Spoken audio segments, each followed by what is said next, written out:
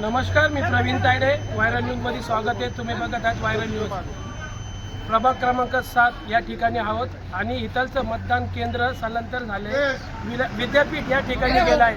तर इथं स्थानिक नागरिक आहेत. स्थानिक नागरिक ह्या भागामध्ये 3,500 मतदान आहे. त्याच्यामध्ये दिव्यांग आहे, ज्याला चालता येत नाही, ज्येष्ठ नागरिक आहे, तर त्यांना त्रास होणार आहे. तर आपण त्यांच्याकडून जाणून घेणार आहोत की तिकडचे स्थानिक नागरिक आहेत, महिला आहेत, तर त्यांच्याकडून जाणून घेण्याचं नेमकं त्यांना काय त्रास आहे.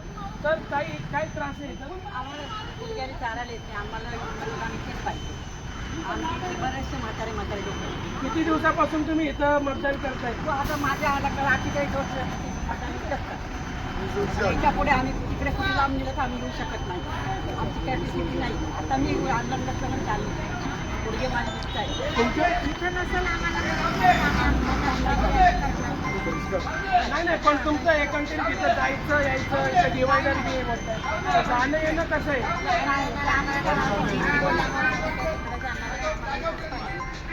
आम्ही इतक्या लांब जाऊ शकत नाही. काय प्रकार काय? या फेरीवाडी वसाहतमध्ये 3,500 मतदान आहे. त्याच्यामध्ये ज्येष्ठ नागरिकांची संख्या जास्त आहे, महिलांची संख्या तेवढीच आहे. बरं, मध्ये या मिळकवणी काय केलं, एवढं बेकार रस्ते येता जाताना जर अपघात झाला तर ह्याला जबाबदार निवडणूक आयोग राहील का, हा महत्त्वाचा प्रश्न आहे. आणि जर इथं मतदान केंद्र हलवलं तर मतदानाची टक्केवारी खैरेवाडीची 100% खाली येणार आहे. याची निवडणूक आयोगाने दखल घ्यावी.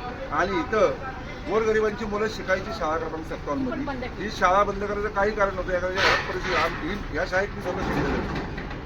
तर स्थानिक नागरिकांचं म्हणणं काय? इथं शाळा असावी. आणि हे काय प्रकार चाललाय हा कळाला. इथे नुसतं भंगार आणून टाकत आहे.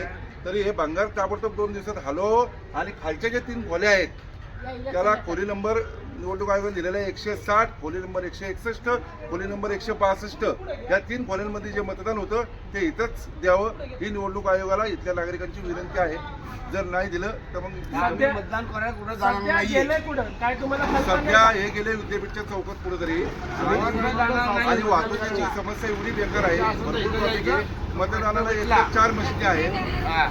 4 EVM मशीन असल्यामुळे मतदानाचा टाइम आहे तेवढाच दिला आहे. मतदानाची टक्केवारी त्यामुळे कमी येणार आहे. आणि जर हा अंतर ठेवला तर अजून मतदान घसरण झाली. त्यामुळे ते मतदान इथंच ठेवावं ही निवडणूक आयोगाला आमच्या घरच्या वतीने नम्र विनंती आहे. तुमची भूमिका काय राहील मग? आता बघा रे, तुम्ही ऐकलं ना, महिला काय म्हणतात, आम्ही मतदान करणार नाही, जाणारच नाही मतदान. मतदान वोटिंग करतात. वोटिंग गेलं शाळा क्रमांक 66 स्वामी शाळा खोली विद्यापीठ चौक. तुम्हाला ह्याच ठिकाणी जिथं करत होतं तिथं वोटिंग पुन्हा इथंच घ्या.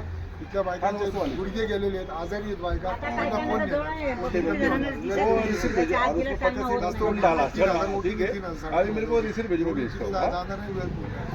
इथली वोटिंग इथंच ठेवा.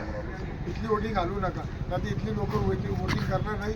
1,000-2,000 कोणी करू 1,000 वोटिंग बेकार होतील. बाकी काही नाही. आमचं वोटिंग इथं आपण स्थलांतरित इथं होतो की सर्व नागरिकांना इथंच मतदान केंद्र हवं. मी प्रवीण तायडे, व्हायरल न्यूज.